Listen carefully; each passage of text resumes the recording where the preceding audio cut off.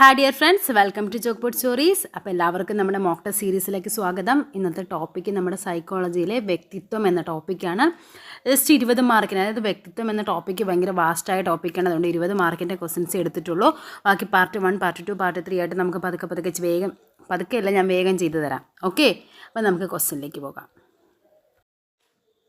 First question: ഓരോ വ്യക്തിയെയും വേർതിരിക്കുന്ന സവിശേഷമായ ഘടകങ്ങളിൽ ഏറ്റവും ഉയർന്നു നിൽക്കുന്ന സവിശേഷകത്തിന് ആൽപോർട്ട് നൽകുന്ന പേരെന്താ?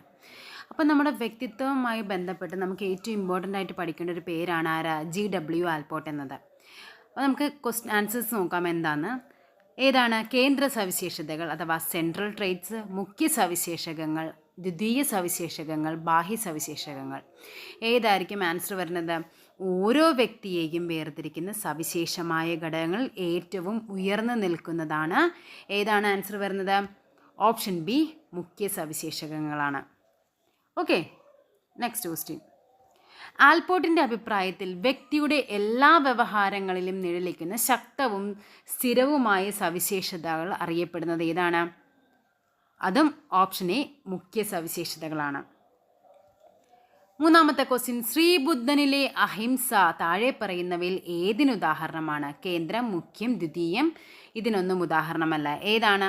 അതും ഓപ്ഷൻ ബി, മുഖ്യ സവിശേഷതയാണ്. വ്യക്തിത്വത്തിൻ്റെ വൈയക്തിക ചിത്തവൃത്തി സിദ്ധാന്തം ആരുടെ സംഭാവനയാണ്? Theory of personality disposition. ആരുടെയാണ്? Abraham Maslow, Carl Rogers, Carl യുങ്, ഗോർഡൻ ആൽപോർട്ട്. ആരുടെയാണ്? അത് ഓപ്ഷൻ ഡി, ഗോർഡൻ ആൽപോർട്ടിൻ്റെയാണ്. വ്യക്തിയുടെ ജീവിതത്തിൽ ചില സന്ദർഭങ്ങളിൽ മാത്രം കടന്നു വരുന്നതും അതിനുശേഷം അപ്രത്യക്ഷമാകുന്നതുമായ വ്യക്തിത്വ സവിശേഷതയാണ് ഏത്? ഓപ്ഷൻ സി, ദ്വിതീയ സവിശേഷത. ഓക്കെ, അപ്പോൾ എന്താണ് ഇതൊക്കെ പറഞ്ഞപ്പോൾ എന്താണെന്നൊക്കെ വല്ലതും പഠിച്ചവർക്കൊക്കെ മനസ്സിലായിട്ടുണ്ടാകുമെങ്കിലും ജസ്റ്റ് നമുക്കൊന്ന് ഓടിച്ച് പറഞ്ഞു പോകാം. അതായത് വ്യക്തിത്വ സമീപനങ്ങളിൽ മെയിനായിട്ട് നമ്മൾ 4 പറയുന്നത്: ഇനസമീപനം അഥവാ പ്രരൂപ സമീപനം, വ്യക്തിത്വ സവിശേഷക സമീപനം, മനോവിശ്ലേഷണ സമീപനം, അതേപോലെ തന്നെ മാനവികതാവാദം. ഇതിൽ വ്യക്തിത്വ സമീപനത്തിൽ നമുക്ക് മെയിനായിട്ട് പഠിക്കേണ്ടത് വ്യക്തിത്വ സവിശേഷത 3 പേരാണ്. ഒന്ന് GW ആൽപോർട്ട്,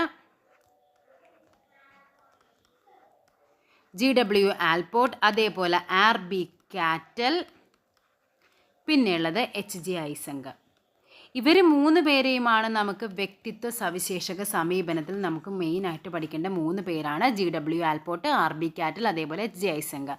ഇതിൽ GW ആൽപോർട്ടിനെയാണ് നമുക്ക് ഇത്രയും കൂടി ഇമ്പോർട്ടൻ്റ് ആയിട്ട് പഠിക്കാനുള്ളത്. അദ്ദേഹമാണ് എന്ത് ചെയ്യുന്നത്? നമ്മുടെ വ്യക്തിത്വ സവിശേഷകത അയാൾ എന്തായിട്ട് തിരിക്കുന്നുണ്ട്? 3 ആയിട്ടാണ് ക്ലാസിഫൈ ചെയ്യുന്നത്. 3 തരമായിട്ട് ക്ലാസിഫൈ ചെയ്യുന്നുണ്ട്.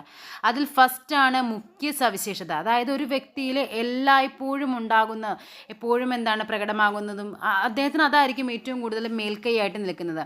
അതിന് ഉദാഹരണമാണ് ഭൂതദയ, അതേപോലെ തന്നെ അഹിംസ, അക്രമരാഹിത്യം, അതേപോലെ ഫലിതം, സ്വേച്ഛാധിപത്യം. ഇതെല്ലാം ഒരു വ്യക്തിയുടെ മുഖ്യ സവിശേഷതകളായിരിക്കും. അതേപോലെ തന്നെ വരുന്നതാണ്, അടുത്തതാണ് ഏത് വരുന്നത്? മധ്യമ സവിശേഷത അഥവാ സെൻട്രൽ ട്രേറ്റ്സ് എന്ന് പറയും. മുഖ്യ സവിശേഷത, മധ്യമ സവിശേഷത, ദ്വിതീയ സവിശേഷത. ഇത് 3 വരുന്നത്. മധ്യമ സവിശേഷത എന്ന് പറഞ്ഞാൽ എന്താണ്? എപ്പോഴും അല്ലെങ്കിലും എന്താണ്, നല്ല രീതിക്ക് അതായിരിക്കും കൂടുതലായിട്ട് പ്രകടമാകുന്നത്. അതായത് ഒരു വ്യക്തിയുടെ നമുക്ക് നല്ല ഒരു ക്യാരക്ടറിന് നമ്മൾ മെയിനായിട്ട് പറയുന്ന മധ്യമ സവിശേഷത. ഇപ്പോൾ സ്വാർത്ഥത, അതേപോലെ വിധേയത്വം, വിശ്വാസ്യത, ഇതൊക്കെ എന്താണ്? മധ്യമ സവിശേഷതകളാണ്. മൂന്നാമത് വരുന്നതാണ് ദ്വിതീയ സവിശേഷത എന്ന് പറയുന്നത്. ദ്വിതീയ എന്ന് പറയുന്നത് എന്താണ്? അത് എപ്പോഴുമല്ല, വല്ലപ്പോഴും പ്രത്യേകമായ സാഹചര്യങ്ങളിൽ മാത്രം പ്രകടനമാകുന്നതും, അതേപോലെ തന്നെ എന്താണ്, നമുക്ക് പ്രവർത്തന മേഖലയിൽ കുറഞ്ഞ തോതിൽ മാത്രം സ്വാധീനം ചെലുത്തുന്നതുമായ സവിശേഷതകളെയാണ് എന്ന് പറയുന്നത് ദ്വിതീയ സവിശേഷത എന്ന് പറയുന്നത്. ഓക്കെ, അപ്പോൾ വ്യക്തിത്വ സവിശേഷ സമീപനത്തിൽ 3 പേരെയാണ് നമുക്ക് പഠിക്കാനുള്ളത്: GW ആൽപോർട്ട്, RB കാറ്റൽ, അതേപോലെ തന്നെ HG ഐസങ്ക്. അതിൽ ആൽപോർട്ടാണ് മെയിനായിട്ട് അവരെ 3 ആക്കി ക്ലാസിഫൈ ചെയ്തിരിക്കുന്നത്. ഏതൊക്കെയാണ്? മുഖ്യ സവിശേഷത, മധ്യമ സവിശേഷത, അതേപോലെ ദ്വിതീയ സവിശേഷത. Cardinal traits, central traits, secondary traits. അതും കൂടി പഠിച്ചു വെച്ച് എങ്ങനെ വേണമെങ്കിലും പരീക്ഷയ്ക്ക് ചോദിക്കാം. ഓക്കെ, ഇദ്ദേഹമാണ് സവിശേഷക, അതായത് ട്രേറ്റ്സ് എന്ന് പറയുന്ന ഒരു കൺസെപ്റ്റ്, അതായത് സവിശേഷക മനഃശാസ്ത്രജ്ഞൻ എന്നറിയപ്പെടുന്ന ആരാണ്? GW ആൽപോർട്ടാണ്. നെക്സ്റ്റ് ക്വസ്റ്റ്യൻ: വ്യക്തിത്വത്തെ സ്വാധീനിക്കുന്ന സാഹചര്യ ഏതാണ്? ഗ്രന്ഥി വ്യവസ്ഥ, ശാരീരികാവസ്ഥ, കുടുംബം, പാരമ്പര്യം. സാഹചര്യ ഘടകം, എൻവയോൺമെൻറ്റൽ ഫാക്ടർ എന്ന് പറഞ്ഞു കഴിഞ്ഞാൽ അത് നമ്മുടെ ഓപ്ഷൻ സി, നമ്മുടെ കുടുംബമായിരിക്കും. വ്യക്തിപരമായ പെരുമാറ്റങ്ങൾ രൂപവൽക്കരിക്കുന്നതിൽ നിർണായകമായത് ഏതാ? വ്യക്തിയുടെ ശരീരഘടന, വ്യക്തി ആർജിച്ച സവിശേഷ ഗുണങ്ങൾ, വ്യക്തിയുടെ ഭൗതികവും സാമൂഹികമായ പശ്ചാത്തലം. ഏതാണ് ആൻസറായിട്ട് വരുന്നത്? വ്യക്തിപരമായ പെരുമാറ്റങ്ങൾ ഇവയെല്ലാമാണ്. ഓക്കെ, അതായത് വ്യക്തിയുടെ ശാരീരിക ഘടന അയാളുടെ വ്യക്തിപരമായ പെരുമാറ്റത്തെ നന്നായിട്ട് സ്വാധീനിക്കുന്നുണ്ട്. അതേപോലെ അദ്ദേഹം ആർജിച്ച ഗുണങ്ങൾ, അതേപോലെ തന്നെ എന്താണ് നമ്മുടെ ചുറ്റുപാട്, ഇവയെല്ലാം എന്ത് ചെയ്യുന്നുണ്ട്? ഒരു വ്യക്തിയുടെ വ്യക്തിപരമായ സവിശേഷതകൾക്ക് നിർണായകമായ പങ്ക് വഹിക്കുന്നതാണ്. Okay, 8ാമത്തെ question. ശരീരദ്രവങ്ങളെ അടിസ്ഥാനമാക്കി വ്യക്തിത്വത്തെ വിശദീകരിച്ചവരിൽ പ്രധാനിയാണ് ഹിപ്പോക്രാറ്റസ്, ഷെൽഡൻ, ക്രെഷ്മർ, സ്പ്രാങ്ങർ. ആരാണ്? UP സ്കൂൾ ടീച്ചർ 2016 ചോദിച്ചതാണ്. ശരീരദ്രവങ്ങളെ അടിസ്ഥാനമാക്കി എന്താണ്, ആരാണ് ഇതിന് ക്ലാസിഫൈ ചെയ്തിരിക്കുന്നത്?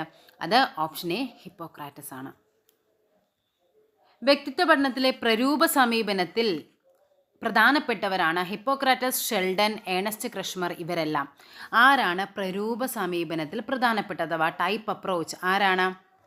ഇവരെല്ലാം. ഈ പ്രരൂപ സമീപനത്തിൻ്റെ മറ്റൊരു പേരാണ് എന്ത്? ഇനസമീപനം എന്നത്. ഇനസമീപനം. ഓക്കെ, വ്യക്തിയുടെ ശരീരത്തിൽ അടങ്ങിയിരിക്കുന്ന രക്തം, വാതം, പിത്തം, കഫം പോലുള്ള ദ്രവങ്ങൾ അയാളുടെ മാനസികമായ വൈകാരിക ഭാവങ്ങൾക്ക് ചില സവിശേഷതകൾ നൽകുന്നു എന്ന് കണ്ടെത്തൽ ആരുടേതാണെന്ന്? Hippocrates, Sheldon, Ernest Kretschmer. ഇവരാരുമല്ല. ആരാണ് ഓപ്ഷൻ? ഓപ്ഷൻ എ, ഹിപ്പോക്രാറ്റസ് ആണ് വരുന്നത്. ഹിപ്പോക്രാറ്റസിന്റെ വ്യക്തിത്വ വർഗീകരണത്തിൽ രക്തപ്രകൃതിയുള്ള ആളിൻ്റെ സവിശേഷതയാണ് അലസത, ദുഃഖം, വേഗത, മുൻകോപം. ഏതാണ് ആൻസർ വരുന്നത്? അത് ഓപ്ഷൻ സി, വേഗതയാണ്. ഹിപ്പോക്രാറ്റസിന്റെ വ്യക്തിത്വ വർഗീകരണം പ്രകാരം രക്തപ്രകൃതിയുള്ളവർക്ക് വ്യക്തികളെ വിശേഷിപ്പിക്കാവുന്നത് വിഷാദശീലൻ, ഉത്സാഹശീലൻ, ഉദാസീനൻ, കോപാശീലൻ. ആരായിരിക്കും? ഹിപ്പോക്രാറ്റസിന്റെ വ്യക്തിത്വ വർഗീകരണ പ്രകാരം എന്തായിരിക്കും അത്? അത് ഓപ്ഷൻ ബി, ഉത്സാഹശീലനായിരിക്കും. രക്തപ്രകൃതിയുള്ളവരാണ് എന്ത്? ഉത്സാഹശീലരായിരിക്കും. ഓക്കെ, അതായത് നമ്മൾ നേരത്തെ പറഞ്ഞ പോലെ തന്നെ ആരൊക്കെയാണ്? ഇനസമീപനം. നമ്മൾ വ്യക്തിത്വ സമീപനങ്ങളിൽ ഒന്നാണ് പറഞ്ഞത് എന്ത്? ഇനസമീപനം എന്നത്. ഇനസമീപനം, അതിൻ്റെ മറ്റൊരു പേരാണ് എന്ത്? പ്രരൂപ സമീപനം. പ്രരൂപ സമീപനം. ഈ രണ്ടു പേരും പഠിച്ചു വെച്ച് എങ്ങനെ വേണമെങ്കിലും ചോദിക്കാം. അതിൻ്റെ ഇംഗ്ലീഷ് എന്താണ്? ടൈപ്പ് അപ്രോച്ച് എന്ന് പറയും. ഇതിൽ 3 പേരെയാണ് നമുക്ക് പഠിക്കാനുള്ളത്. First വണ്ണാണ് Hippocrates. ഹിപ്പോക്രാറ്റസ് ഇദ്ദേഹം ഒരു ഗ്രീക്ക് ശാസ്ത്രജ്ഞനാണ്. അതേപോലെ തന്നെ പിന്നെ ആരാണുള്ളത്? ഏണസ്റ്റ് ക്രെഷ്മർ എന്ന് പറയും. ഏണസ്റ്റ് ക്രെഷ്മർ. അതേപോലെ 3ാമത്തെ ആളാണ് ഷെൽഡൻ. ഓക്കെ, ഏണസ്റ്റ് ക്രെഷ്മർ ജർമ്മനും അതേപോലെ ഷെൽഡൻ എന്ന് പറയുന്ന ആൾ അമേരിക്കക്കാരനുമാണ്.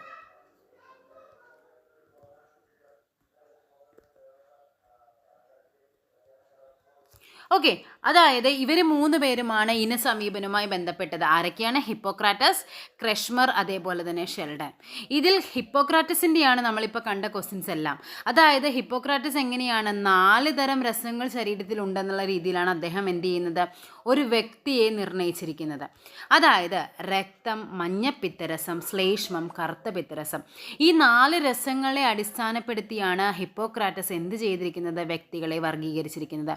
രക്തം, അതായത് അവർക്ക് എന്തായിരിക്കും? ചോരത്തിളപ്പുള്ളവരായിരിക്കും. അതേപോലെ എന്താണ്? വേഗതയും അതേപോലെ ശുഭപ്രതീക്ഷയും ഉത്സാഹവും ഉള്ളവരായിരിക്കാം. അപ്പോൾ വേണമെങ്കിൽ ഇതിൽ നിന്ന്, ഈ ഒരു ബോക്സിൽ നിന്ന് എങ്ങനെ വേണമെങ്കിലും ക്വസ്റ്റ്യൻ ചോദിക്കാം. അതായത് ഹിപ്പോക്രാറ്റസിൻ്റെ അഭിപ്രായത്തിൽ രക്തപ്രകൃതമുള്ളവരുടെ സവിശേഷത എന്താകാം? ഉത്സാഹവും തരാം. അതേപോലെ മഞ്ഞപ്പിത്തരസമാണെങ്കിൽ അവർക്ക് എന്താണ്? അവരുടെ വ്യക്തിത്വം എന്ന് പറയുന്നത് പിത്തക്കൂറുള്ളവർ എന്നാണ്. അതായത് മുൻകോപമായിരിക്കും അവർക്ക്. അപ്പം അങ്ങനെ ചോദിക്കാം. മുൻകോപം കൂടുതലായി നിൽക്കുന്നവരുടെ അതിൽ ഏത് രസമാണ് അദ്ദേഹത്തിൻ്റെ ആ ഒരു വ്യക്തിത്വവുമായി ബന്ധപ്പെട്ട് വരുന്നതെന്ന് വെച്ചാൽ ഏതായിരിക്കും? അത് മഞ്ഞപ്പിത്തരസമാണ്. അതേപോലെ ശ്ലേഷ്മം, അലസ സ്വഭാവമുള്ളവർ, അതായത് അലസത, മാന്യം, തണുപ്പൻ രീതിയൊക്കെ ഉള്ളവരെയാണ് എന്തെന്ന് പറയുന്നത്, ആ ഒരു രസമാണ് ഇത് ശ്ലേഷ്മം എന്ന് പറയുന്നത്. അടുത്താണ് കറുത്ത പിത്തരസം. കറുപ്പെന്ന് പറയുമ്പോൾ എപ്പോഴും എന്താണ്, വിഷാദത്തിൻ്റെ ഭാവമാണ് അല്ലേ, വിഷാദത്തിൻ്റെ നിറമാണ് കറുപ്പെന്ന് പറയുന്നത്. അപ്പോൾ ആത്മാക്കളായിരിക്കും അവർ, അതായത് എപ്പോഴും ദുഃഖഭാവം, ദിനാശാബോധം ഒക്കെ ആയിരിക്കും ഇവർക്ക് ഉണ്ടാവുന്നത്. അപ്പോൾ ഹിപ്പോക്രാറ്റസിൻ്റെ അഭിപ്രായത്തിൽ വ്യക്തിത്വത്തെ 4ആയിട്ട് തരംതിരിക്കുന്നു. എന്തിൻ്റെ അടിസ്ഥാനത്തിൽ? രസങ്ങളുടെ അടിസ്ഥാനത്തിൽ. അതിലേതാണോ കൂടി നിൽക്കുന്നത് അതാണ് അദ്ദേഹത്തിൻ്റെ നമ്മുടെ എന്താണ് ആ ഒരു വ്യക്തിത്വത്തെ നിർണ്ണയിക്കുന്നതെന്ന് പറയുന്നത്. അതിൽ ഏതൊക്കെയാണ്? രക്തം, മഞ്ഞപ്പിത്തരസം, ശ്ലേഷ്മം, കറുത്ത പിത്തരസം. ഓക്കെ, നെക്സ്റ്റ് ക്വസ്റ്റ്യൻ 13ാമത്തെ ക്വസ്റ്റ്യൻ ആണ്. വ്യക്തിയുടെ സവിശേഷമായ വ്യവഹാരത്തെയും ചിന്തയെയും നിർണ്ണയിക്കുന്ന ശാരീരിക മാനസിക വ്യവസ്ഥയുടെ ചലനാത്മകമായ ആന്തരിക ഘടനയാണ് വ്യക്തിത്വം എന്നത് ആരുടെ നിർവചനമാണ്? ഇമ്പോർട്ടൻ്റ് ആയൊരു കോട്ടാണിത്. വ്യക്തിയുടെ സവിശേഷമായ വ്യവഹാരത്തെയും ചിന്തയെയും നിർണ്ണയിക്കുന്ന ശാരീരിക മാനസിക വ്യവസ്ഥയുടെ ചലനാത്മകമായ ആന്തരിക ഘടനയാണ് വ്യക്തിത്വം എന്ന് നിർവഹിക്കുന്നത് ആരാണ്? കാറ്റല്, ആൽപോർട്ട്, വുഡ്വർത്ത്, കാളിയുങ്. ആരായിരിക്കും അത്? നമ്മുടെ GW ആൽപോർട്ട് അഥവാ ഗോർദൻ ആൽപോർട്ടിൻ്റെ നിർവചനമാണ് തന്നിരിക്കുന്നത്. ഓക്കെ, ഒരു പ്രത്യേക സാഹചര്യത്തിൽ ഒരാൾ എങ്ങനെ പെരുമാറുന്നു എന്ന് പ്രവചിക്കാൻ സാധിക്കുന്നതെന്തോ അതാണ് വ്യക്തിത്വം എന്ന നിർവചനം ആരുടേതാണെന്ന്. ഒരു പ്രത്യേക സാഹചര്യത്തിൽ ഒരു വ്യക്തി എങ്ങനെ പെരുമാറുന്നു അതാണ് ആരുടെയാണ്? ഗോർദൻ ആൽപോർട്ട്, കാറ്റിൽ, എബ്രഹാം മാസ്ലോ, കാൾ റോജേഴ്സ്. ആരെയാണ്? ഒരു പ്രത്യേക സാഹചര്യത്തിൽ ഒരാൾ എങ്ങനെ പെരുമാറുന്നു എന്ന് പറയുന്നത് ഓപ്ഷൻ സി കാറ്റിലാണ്. RB കാറ്റൽ, അദ്ദേഹമാണ് ഈ ഒരു നിർവചനം നൽകിയിരിക്കുന്നത്. പേഴ്സണാലിറ്റി എന്ന പദം ഏത് ലാറ്റിൻ വാക്കിൽ നിന്നാണ് ഉടലെടുത്തത്? Person, personal, persona, personally. നമ്മൾ നോർമലി ഇത് അറിയാൻ മേലാത്തൊരു ഡയറക്റ്റ് എന്ത് ചെയ്യും? പേഴ്സൺ അങ്ങ് അടയാളപ്പെടുത്തും. പക്ഷെ എന്താണത്? പേഴ്സോണ, പേഴ്സോണ എന്ന ലാറ്റിൻ പദത്തിൽ നിന്നാണ് എന്ത് രൂപപ്പെട്ടിരിക്കുന്നത്? പേഴ്സണാലിറ്റി എന്ന വേർഡ് എന്ന ഇംഗ്ലീഷ് പദം ഉണ്ടായിരിക്കുന്നത്. അടുത്താണ് ക്രെഷ്മർ വ്യക്തിത്വത്തെ വർഗീകരിച്ചതിൻ്റെ അടിസ്ഥാനം. ഓക്കെ, അപ്പം നമ്മൾ പറഞ്ഞു ഇന സമീപനം അഥവാ പ്രരൂപ സമീപനത്തിൽ മെയിനായിട്ട് 3 പേരാണ്. ഹിപ്പോക്രാറ്റസ് ഉണ്ട്, ക്രെഷ്മർ ഉണ്ട്, ഷെൽഡൻ ഉണ്ട്. ക്രെഷ്മർ എന്തിൻ്റെ ബേസിലാണെന്ന് നോക്കാം. വൈകാരിക അവസ്ഥ, കായിക ഘടന, ആവശ്യങ്ങളുടെ പൂർത്തീകരണം, അന്തർദൃഷ്ടി. ഏതാണ് ക്രെഷ്മർ? ഓപ്ഷൻ ബി കായിക ഘടനയുടെ അടിസ്ഥാനത്തിലാണ് വ്യക്തികളെ വർഗീകരിച്ചിരിക്കുന്നത്. ഏണസ്റ്റ് ക്രെഷ്മറുടെ വർഗീകരണത്തിൽ ഉല്ലാസപ്രിയനും സാമൂഹ്യ ബന്ധങ്ങളിൽ തൽപരനും സംസാരപ്രിയനുമായ വ്യക്തിത്വമുള്ളവർ ഏതു പേരിലാണ് അറിയപ്പെടുന്നത്? ഏതു പേരിലാണ്? ഉല്ലാസപ്രിയനാണ്, അതേപോലെ സാമൂഹ്യ ബന്ധങ്ങളിൽ തൽപരനാണെങ്കിൽ അവനാണ് കൃശഗാത്രൻ, ദൃഢഗാത്രൻ, ഗോളഗാത്രൻ. ഇതൊന്നുമല്ല. ഏതാണ്? ഓപ്ഷൻ ബി ഗോളഗാത്രൻ അഥവാ പിക്നിക്. ഈ ഒരു ഇതിലാണ് ഉല്ലാസപ്രിയനും സാമൂഹ്യ ബന്ധങ്ങളിൽ തൽപരനുമായ ആൾക്കാർ അറിയപ്പെടുന്നത്. വ്യക്തിത്വത്തിൽ വ്യക്തികളുടെ കായിക ഘടനയ്ക്ക് പ്രധാന പങ്ക് വഹിക്കുന്നുണ്ടെന്ന് അഭിപ്രായപ്പെട്ടതാണ് ആര്? ഹിപ്പോക്രാറ്റസ്, ആൽപോർട്ട്, റെയ്മണ്ട് കാറ്റിൽ, ഏണസ്റ്റ് ക്രെഷ്മർ. കായിക ഘടനയ്ക്ക് പ്രാധാന്യം നൽകിയതാരാണ്? ക്രെഷ്മറാണ്. അതായത് ഇനം എന്താണ്? കൃശഗാത്രൻ, ഗോളഗാത്രൻ, ദൃഢഗാത്രൻ. ഇങ്ങനെയാണ് ആരെ വർഗീകരിച്ചിരിക്കുന്നത്? ക്രെഷ്മർ നമ്മുടെ വ്യക്തിത്വത്തെ വർഗീകരിച്ചിരിക്കുന്നത്. കൃശഗാത്രൻ എന്ന് പറയുന്നത് എന്താണ്? അതിൻ്റെ ഇംഗ്ലീഷും അതേപോലെ തന്നെ മലയാളവും പഠിച്ചു വെക്കുക. രണ്ടും ചോദിക്കാറുണ്ട് പരീക്ഷയ്ക്ക്. എസ്തെറ്റിക് എന്ന് പറയും, എസ്തെനിക്. അതാണ് കൃശഗാത്രൻ. ഗോളഗാത്രൻ എന്ന് പറഞ്ഞാൽ എന്താണ്? പിക്നിക് എന്ന് പറയും. അതേപോലെ ദൃഢഗാത്രൻ എന്ന് പറഞ്ഞാൽ ദൃഢമാണ്, അത്ലറ്റിക്കാണ്. ഓക്കെ, അതായത് കൃശഗാത്രൻ എന്ന് പറഞ്ഞാൽ അവർക്ക് ഉയരം കൂടുതലായിരിക്കും, മെലിഞ്ഞതും ദുർബലമായ ശരീരമുള്ളവരായിരിക്കും. ഗോളഗാത്രൻ എന്ന് പറഞ്ഞാൽ പൊക്കം കുറവും തടിച്ച ശരീരവുമുള്ളവരായിരിക്കും. ദൃഢഗാത്രൻ എന്ന് പറഞ്ഞാൽ വികസിതമായ പേശികളും ശരീരബലവും ദാർഢ്യവുമുള്ളവരായിരിക്കും. അതായത് കൃശഗാത്രനാണ് സാമൂഹ്യ ബന്ധങ്ങളിൽ ദുർബലരായിരിക്കും, തന്നിലേക്ക് ചുരുങ്ങുന്ന സ്വഭാവമാണ്, വൈകാരികതയാണ്, ഗൗരവഭാവമാണ്. ഗോളഗാത്രനാവുമ്പോൾ എന്താണ്? സാമൂഹ്യ ബന്ധങ്ങൾ താല്പര്യം, ഫലിതപ്രിയനായിരിക്കും, ഉല്ലാസപ്രിയനായിരിക്കും. ദൃഢഗാത്രനാകുമ്പോൾ എന്താണ്? കായിക പ്രവർത്തനങ്ങൾ താല്പര്യമുണ്ട്, ഉന്മേഷ സ്വഭാവമാണ്, ശുഭാപ്തി വിശ്വാസമാണ്. അപ്പോൾ ക്രെഷ്മർ എങ്ങനെയാണ് 3ആക്കി വർഗീകരിച്ചിരിക്കുന്നു? കൃശഗാത്രൻ അഥവാ എസ്തെനിക്, ഗോളഗാത്രൻ അഥവാ പിക്നിക്, ദൃഢഗാത്രൻ അഥവാ അത്ലറ്റിക് എന്ന് പറയുന്നത്. ഓക്കെ. അപ്പോൾ ചിലപ്പോൾ ഇങ്ങനെ ചോദിക്കാം, പൊക്കം കുറവും തടിച്ച ശരീരവുമുള്ളവർ കൃഷ്ണരുടെ അഭിപ്രായത്തിൽ ഏതിനത്തിൽ പെടുന്നു? ഏതാണ്? ഗോളഗാത്രനാണ്.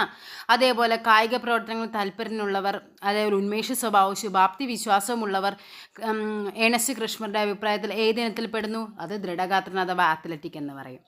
Okay, next question.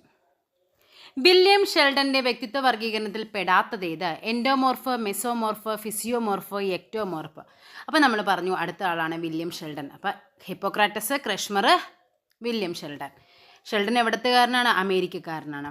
അദ്ദേഹത്തിൻ്റെ അഭിപ്രായത്തിൽ വ്യക്തിത്വത്തെ അദ്ദേഹം 3ആയിട്ട് വർഗീകരിച്ചിരിക്കുന്നു. അതിലൊന്ന് എൻഡോമോർഫ്, മിസോമോർഫ് ആൻഡ് എക്ടോമോർഫാണ്. ഫിസിയോമോർഫാണ് ആൻസറിലല്ലാത്തത്. സോ ആൻസർ വരുന്ന ഇതാണ്, ഫിസിയോമോർഫാണ്.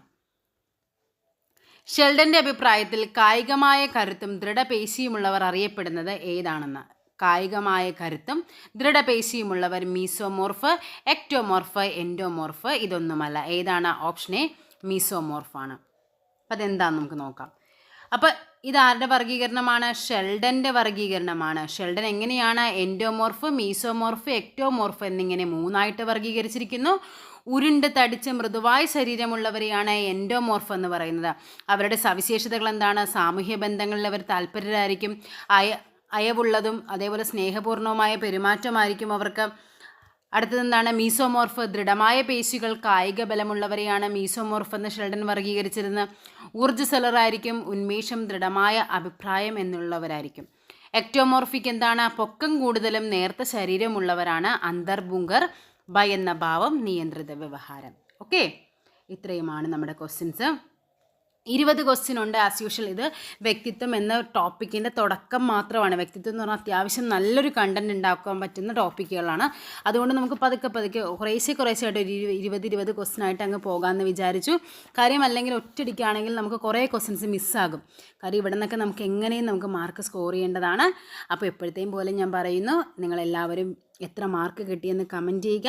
വീഡിയോ ഇഷ്ടപ്പെട്ടാൽ ലൈക്ക് ചെയ്യുക.